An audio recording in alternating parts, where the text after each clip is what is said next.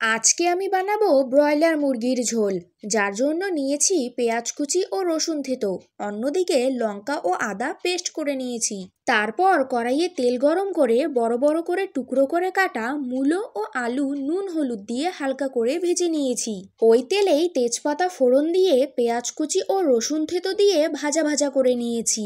তারপর এতে আগে থেকে গরম জল দিয়ে ধুয়ে রাখা সব মাংসগুলো দিয়ে দিয়েছি। এইবার একে একে পরিমাণ মতো লবণ, হলুদ গুঁড়ো, শুকনো লঙ্কা গুঁড়ো, জিরে গুঁড়ো, ধনে গুঁড়ো আর আদা ও লঙ্কার পেস্টগুলো দিয়ে ভালো করে নাড়াচাড়া করে কষিয়ে নিয়েছি। তারপর মাংস সেদ্ধ হওয়ার জন্য পরিমাণ মতো জল দিয়ে দিয়েছি।